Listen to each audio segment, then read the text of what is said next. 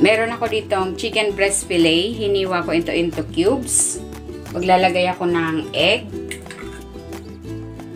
Ayan, naglagay ako dyan ng asin, paminta, garlic powder, kalamansi. Maglalagay ako ng Knorr seasoning, pampalasa. Ayan, okay na yan. At ng cornstarch. Haluin natin. Ayan, habang hinahalo ko ito, kung hindi ka pa nakapag-subscribe sa aking channel, please subscribe at i-click mo na rin ang notification bell para lagi kang updated sa aking latest recipes. Ayan, okay na ito. Ibabad muna natin ito for at least 30 minutes.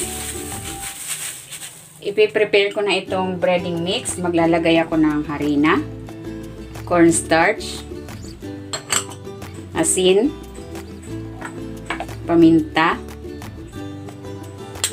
garlic powder, at maglalagay ako ng paprika powder. Halu-haluin lang natin ito.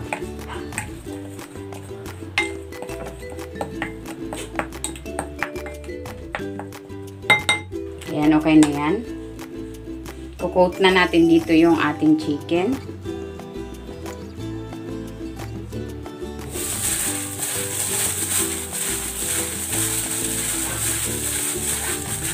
Ayan, ganyan lang.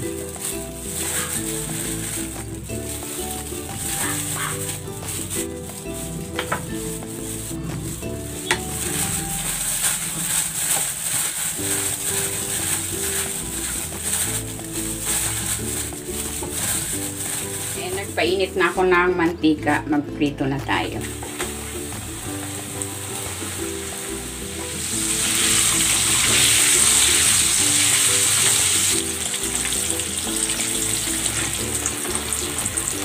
Okay na ito, hanguin na natin.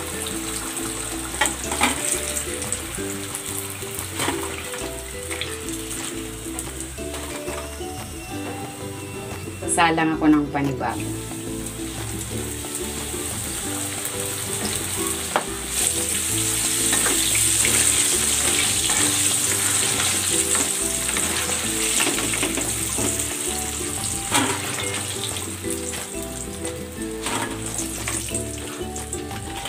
Ito na, ready na itong ating crispy chicken bites.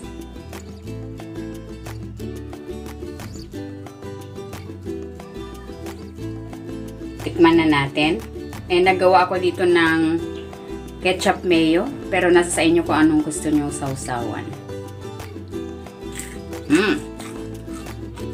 Sarap. Malutong. Malinamnam yung laman.